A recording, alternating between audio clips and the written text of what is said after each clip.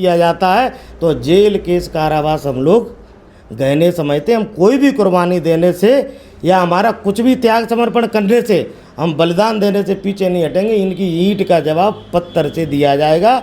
और ये संविधान है, हमारे बाप ने संविधान बनाया, इसकी बदौलत नहीं इनको बता देंगे कि पढ़ेंगे भीमराव की तरह और लड़ेंगे भीमा कोरेगांव की तरह। इनको बता देंगे कि तुम्हारी असली औकात क्या है। यदि हमसे टकराओगे, हमारे महापुरुषों का अनादर करोगे, तो हम भी फिर कतई पीछे नहीं हटेंगे। चाहे गोली लगे, जेल में जाए, कारावास में जाए, कहीं भी जाए, हम लोग पीछे हटने वाले हैं नहीं। हम अपने भावजन महापुरुषों के, एक कोई है जो कह रहा है कि मैं मूर्ति को नष्ट कर देंगे। अरे तुम्हारी भाषा की मर्यादा बता रही है कि तुम अपने जीवन में कभी भी जो डिग्री तुमने हासिल की है वो पढ़ कर नहीं ली है, तुमने न जाने किसके आशीर्वाद से यह डिग्री की है। क्योंकि जिस वृक्ष में फल लगे होते हैं उसकी डालियां स्वतः ही झुक जाती हैं, लेकिन तुम्हारा आचरण बता रहा है कि तुम इस काले कोट के लिए बिल्कुल भी पर्याप्त नहीं हो। और ये ऐसे व्यक्ति, इस प्रकार की मानसिकता के जो आतंकवादी लोग हैं, मनवादी लोग हैं, जो जातिवादी लोग हैं, ये देश का माहौल ख़राब करना चाहते हैं, जिससे देश के अंदर एक वैमनस्यता फैले और एक गृह युद्ध जैसी स्थिति बने, जिसका निर्माण करना ये चाहते हैं। तो इनको मैं बता देना चाहता हूँ कि आप अपनी मर्यादा में रहिए, नहीं तो इस देश के अंदर संविधान जो है, संविधान का पाठ पढ़ाकर आपको इस तरीके से हम लोग संविधान की भाषा बता देंगे कि दोबारा आपके जुबान से इस प्रकार के शब्द नहीं निकलेंगे जो हमारी देश की अखंडता और एकता के लिए घातक हों। लेकिन जो लोग पढ़े लिखे नहीं हैं उनके लिए ठीक है, लेकिन जो काले कोट में पढ़े लिखे जो भेष में बैठे हैं, जो बेड़गी काल में जो भेड़िए बैठे हैं, जातिवादी भेड़िया, उनके लिए शर्म की बात है कि एक विधि शास्त्री की मूर्ति का, प्रतिमा का आपने इस प्रकार से अगर विरोध किया है, तो सबसे ज़्यादा शर्म की बात इन लोगों के लिए है कि जो एक पढ़ा लिखा व्यक्ति, जिसके कानून की बदौलत, जिसके संविधान की बदौलत, जो काला कोट पहुंचकर वहाँ से अपने घर की आजीविका चला रहा है, अपने बच्चों को पढ़ा रहा है। तेरे बच्चों के पेट में जो अनाज भी जाता है वो संविधान की बदौलत जाता है। तो बेशर्म वह व्यक्ति सबसे ज़्यादा है जो सब कुछ उसी का खा रहा है, लेकिन वजह उसकी बिल्कुल नहीं रहा है। मैं रंजन सिंह और आप देख रहे हैं आपके अपने चैनल बहुजन साथी को। दरअसल आपको बता दें, मध्य प्रदेश के जिला ग्वालियर में हाईकोर्ट के अंदर बाबा साहब भीमराव अंबेडकर जी की प्रतिमा लगनी थी, लेकिन उसका विरोध होने के कारण वो प्रतिमा नहीं लग पाई। इसके बाद एक बड़ा बवाल मध्य प्रदेश और पूरे देश में खड़ा हो गया है प्रतिमा को लेकर।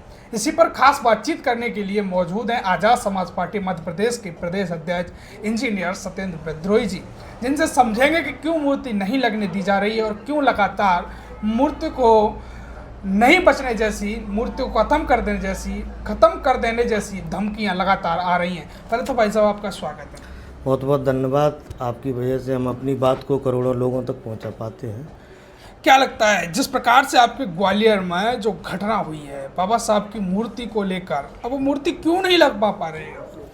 उसका कारण है कि माननीय हाईकोर्ट ने यह जो आदेश दिया था, चूँकि हम बाबा साहब को मानने वाले लोग हैं, अम्बेडकरवादी लोग हैं, हमारे नेता माननीय चंद्रशेखर आज़ाद जी पूरे देश के अंदर आप देखेंगे कि अम्बेडकरवाद के बीड़ा उठाकर चल रहे हैं। और इसकी बदौलत जो विधि संविधि जो बात होगी उसको हम मानते हैं। चूँकि लेकिन कुछ लोग काले कोट के भेष में, जो जिनको कहें कि वो आतंकवादी, एक जो शब्द निकल कर आया है, क्योंकि धर्म की बात कोई भी कर लेता है, अन्य कोई व्यक्ति यदि किसी भी प्रकार से उन्माद फैलाता है, लेकिन इस देश में कभी भी आज तक वो बात नहीं हुई है जो कई कार्यालयों में काले कोट में न जाने कहाँ कहाँ पर जो आतंकवादी लोग बैठे हैं, जो इस देश के विधि शास्त्री, देश के प्रथम कानून मंत्री और इस आधुनिक भारत के निर्माता, जिन्होंने हर प्रत्येक व्यक्ति के लिए समानता का अधिकार दिया, उससे यदि इन लोगों की ईर्षा है, एक कोई है जो कह रहा है कि मैं मूर्ति को नष्ट कर देंगे। अरे तुम्हारी भाषा की मर्यादा बता रही है कि तुम अपने जीवन में कभी भी जो डिग्री तुमने हासिल की है वो पढ़ कर नहीं ली है, तुमने न जाने किसके आशीर्वाद से यह डिग्री की है। क्योंकि जिस वृक्ष में फल लगे होते हैं उसकी डालियां स्वतः ही झुक जाती हैं, लेकिन तुम्हारा आचरण बता रहा है कि तुम इस काले कोट के लिए बिल्कुल भी पर्याप्त नहीं हो। और ये ऐसे व्यक्ति, इस प्रकार की मानसिकता के जो आतंकवादी लोग हैं, मनवादी लोग हैं, जो जातिवादी लोग हैं, ये देश का माहौल ख़राब करना चाहते हैं, जिससे देश के अंदर एक वैमनस्यता फैले और एक गृह युद्ध जैसी स्थिति बने, जिसका निर्माण करना ये चाहते हैं। तो इनको मैं बता देना चाहता हूँ कि आप अपनी मर्यादा में रहिए, नहीं तो इस देश के अंदर संविधान जो है, संविधान का पाठ पढ़ाकर आपको इस तरीके से हम लोग संविधान की भाषा बता देंगे कि दोबारा आपके जुबान से इस प्रकार के शब्द नहीं निकलेंगे जो हमारी देश की अखंडता और एकता के लिए घातक हों। क्या आपको नहीं लगता कि मूर्ति हाईकोर्ट के बाहर पहुंच जाती है और अंदर नहीं जा पाती? क्या खासकर मध्य प्रदेश और चंबल के बहुजनों के लिए शर्म की बात नहीं है कि मूर्ति नहीं लग पा रही है? नहीं, बहुजन समाज के लिए शर्म की बात तो चलिए मैं मानता हूँ, आपकी बात स्वीकार करता हूँ कि हम लोगों ने एकता में सब लोगों को एक होकर आना चाहिए। लेकिन जो लोग पढ़े लिखे नहीं हैं उनके लिए ठीक है, लेकिन जो काले कोट में पढ़े लिखे जो भेष में बैठे हैं, जो बेड़गी काल में जो बेड़िए बैठे हैं, जातिवादी बेड़िया, उनके लिए शर्म की बात है कि एक विधि शास्त्री की मूर्ति का, प्रतिमा का आपने इस प्रकार से अगर विरोध किया है तो सबसे ज़्यादा शर्म की बात इन लोगों के लिए है कि जो एक पढ़ा लिखा व्यक्ति जिसके कानून की बदौलत, जिसके संविधान की बदौलत जो काला कोट पहुंचकर वहां से अपने घर की आजीविका चला रहा है, अपने बच्चों को पढ़ा रहा है, तेरे बच्चों के पेट में जो अनाज भी जाता है वो संविधान की बदौलत जाता है। तो बेशर्म वह व्यक्ति सबसे ज़्यादा है जो सब कुछ उसी का खा रहा है, लेकिन वजह उसकी बिल्कुल भी नहीं रहा है। हाल ही में एक ट्वीट आया है आपके नेता सांसद चंद्रशेखर आज़ाद का, वो ग्वालियर आने की घोषणा कर दी है इस मामले को लेकर। आदरणीय चंद्रशेखर आज़ाद जी पूरे देश में आप देखेंगे कि अम्बेडकरवाद का बीड़ा लेकर चल रहे हैं। मैं बार बार पुनरावृत्ति इस बात की करता रहता हूँ, क्योंकि आज इन लोगों ने, आप देखेंगे जिस प्रकार से चीफ जस्टिस मध्य प्रदेश जी का जो आदेश था, इन लोगों ने उन पर दबाव बनाया है। कहीं ना कहीं ये स्पष्ट होता है, क्योंकि ये विधि के अनुरूप तो नहीं है। कोर्ट की मर्यादा ये होती है कि यदि कोई भी काम अपनी नियत संगति के द्वारा नहीं हो रहा है तो उस पर हम कोर्ट के माध्यम से, माननीय उच्चतम न्यायालय के माध्यम से स्टे लाएं।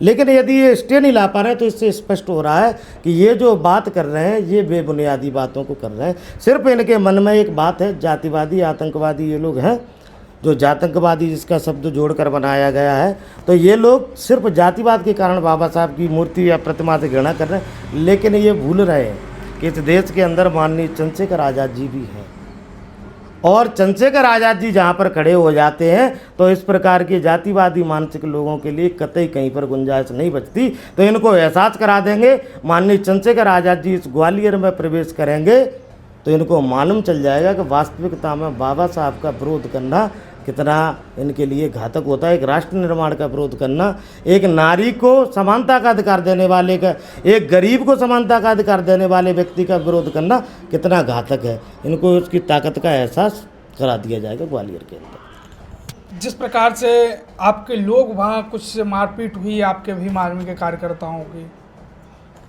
तो मैं वही स्पष्ट कर देना चाहता हूं, जैसे हमारे कुछ उनको चैलेंज किया गया था आप लोगों को, भीम आर्मी के लोग। मैं वही स्पष्ट कर देना चाहता हूं कि यदि बाबा साहब और हमारे बहुजन महापुरुषों का अनादर इन लोगों के द्वारा किया जाता है, अपमान इन लोगों के लिए किया जाता है, तो जेल, केस, कारावास हम लोग गहने समझते। हम कोई भी कुर्बानी देने से या हमारा कुछ भी त्याग समर्पण करने से, हम बलिदान देने से पीछे नहीं हटेंगे। इनकी ईंट का जवाब पत्थर से दिया जाएगा। और ये संविधान है, हमारे बाप ने संविधान बनाया, इसकी बदौलत न इनको बता देंगे कि पढ़ेंगे भीमराव की तरह और लड़ेंगे भीमा कोरेगांव की तरह। इनको बता देंगे कि तुम्हारी असली औकात क्या है। यदि हमसे टकराओगे, हमारे महापुरुषों का अनादर करोगे, तो हम भी फिर कतई पीछे नहीं हटेंगे। चाहे गोली लगे, जेल में जाए, कारावास में जाए, कहीं भी जाए, हम लोग पीछे हटने वाले हैं नहीं। हम अपने महापुरुषों के वंशज हैं और माननीय चंद्रशेखर आज़ाद जी के सिपाही हैं, कार्यकर्ता हैं। हम लोग पीछे हटने वाले और डरने वाले लोग कतई नहीं हैं। अब मूर्ति का विरोध हो रहा है, जब स्ट्रक्चर बना तो तब क्यों नहीं रोका गया? मतलब इस प्रकार का स्ट्रक्चर क्यों बनने दिया गया हाई कोर्ट के अंदर? नहीं, मैं क्या कह रहा हूँ आपसे कि देश की समस्या जातिवाद है। हाँ, जब यहाँ के चीफ जस्टिस भारत देश के बनते हैं, मुख्य न्यायाधीश जो बने, आप देखेंगे एक तरफ वो जाके सीधा बाबा साहब की प्रतिमा के सामने पुष्पार्पण कर रहा है, और यहीं पर उन्हीं की एक छोटी सी इकाई ग्वालियर खंडपीठ के अंदर उसी काले कोट में जातंकवादी लोग उसी बाबा साहब की प्रतिमा लगाने का विरोध कर रहे हैं। तो कहीं ना कहीं इससे स्पष्ट होता है कि ये लोग इस देश के अंदर असामाजिक अराजकता फैलाने का प्रयास करते हैं। और जब ये न्याय के देवता को न्याय के मंदिर में न्याय नहीं दे सकते, तो सोचिए कि ये गरीब वंचित शोषित बेचारा जिसको कोई ज्ञान नहीं होता, जिसको जानकारी नहीं होती, उसको ये कितना भ्रमित करते होंगे, उसका केस ही कभी ख़त्म नहीं होने देते होंगे और उसको कभी भी न्याय तो इन्होंने दिलाया ही नहीं होगा। इनके आचरण से ऐसा सिद्ध आज होता है। तो बाबा साहब की प्रतिमा का विरोध ये कितना भी कर लें, लेकिन जब सुप्रीम कोर्ट में बाबा साहब की प्रतिमा लगी है तो ग्वालियर में भी बाबा साहब की प्रतिमा लग कर रहेगी। ये भीमा आर्मी आज़ाद समाज पार्टी का इनका जो चैलेंज दिया है उसको हम स्वीकार करते हैं और इनकी ईंट का जवाब पत्थर से देंगे, उसको भी मैं स्वीकार करता हूँ। यहाँ पे क्या प्लानिंग है अब? इस आंदोलन करेगी भीम आर्मी आज़ाद समाज पार्टी, अब क्या प्लानिंग है आगे की आपकी? इस आंदोलन में मेरी अभी तक जिन लोगों से बात हुई है, जितने भी साथियों से बात हुई है, पूरा Bahujan Samaj, SC ST OBC minority अल्पसंख्यक वर्ग के जो लोग हैं हमारे, वो सारे लोग साथ में हैं। और स्पष्टता उनका कहना है कि सिर्फ और सिर्फ एक जाति के लोग, मैं उसमें स्पष्ट कह दूंगा, आप देखेंगे कि जितने अपशब्द इन लोगों ने बाबा साहब की प्रतिमा के बारे में बोले, उसमें सिर्फ एक जाति के लोग आ रहे हैं, वो है ब्राह्मण। और वही ब्राह्मण लोग हैं जिन्होंने पहले हमारे ही वकीलों के वोट लेकर और उच्च पद पर, वहाँ पर अध्यक्ष के पद पर बैठे थे। या फिर आपको इतनी घृणा थी तो हमारे लोगों के वोट ही नहीं लेना था आपको। तो ये लोग सिर्फ एक ही जाति के लोग हैं जो उनका विरोध कर रहे हैं। अब इनकी जाति के और लोग हैं, वो इसमें अपनी प्रतिक्रिया दें। क्या वो इनके साथ में है? क्या वो भी बाबा साहब का विरोध कर रहे हैं? या फिर ऐसे लोग जो देश में अराजकता फैलाना चाहते हैं, विध्वंस कराना चाहते हैं जातिगत, तो इस पर अपनी प्रतिक्रिया दें या फिर इन पर कार्रवाई की जाए और प्रशासन भी इन पर कठोरतम कार्रवाई करे। नहीं तो प्रशासन का हम भी नाक में दम कर देंगे। इस बात को ध्यान रखना। भीम आर्मी आज़ाद समाज पार्टी और माननीय चंद्रशेखर आज़ाद जी के सिपाही और कार्यकर्ता आंदोलन के लिए जाने जाते हैं, यही हमारी पहचान है और हम डरने वाले नहीं हैं। किस तारीख को आंदोलन होगा? किस तारीख को आपके सांसद जी आएंगे ग्वालियर, कुछ है? मैंने प्रस्ताव रखा था भाई के सामने, आज ही जब बात हुई थी तो मैंने ये कहा है कि हम लोग महापुरुषों के आचरण को मानने वाले लोग हैं। तो 9 जून को हमारे क्रांति सूर्य बिरसा मुंडा जी का जयंती आने वाली है। तो यदि एक महापुरुष का जो जयंती है उसके दिन अगर दूसरे महापुरुष का और बात अगर रखी जाए तो मुझे लगता है कि कुछ ज़्यादा अच्छा है। अभी तक कोई फिक्स नहीं हो पाया उधर से? नहीं, अभी तक ऐसी तारीख की कोई डिसाइड नहीं हुआ है, लेकिन मेरा ऐसा मानना है, मेरा व्यक्तिगत मानना है, मैंने भाई के समक्ष अपना प्रस्ताव भेजा है कि 9 जून को बिरसा मुंडा जी की जयंती के दिन आ जा, या फिर जैसा भी है, माननीय चंद्रशेखर आज़ाद जी पूरे देश का भ्रमण करते हैं, उनके पास समय जब होगा तो जो राष्ट्रीय नेतृत्व का, जो राष्ट्रीय कार्यकारिणी से जो भी दिशा निर्देश आएंगे हमारे समक्ष रहेंगे। लेकिन चंद्रशेखर आज़ाद जी के स्वागत में मनोवादियों को एहसास करा देंगे कि बहुजनों की ताकत क्या है, इतना मैं जरूर कहूँगा। इस बार मूर्ति लगा के ही मानेगी भीम आर्मी या कानूनी तौर से?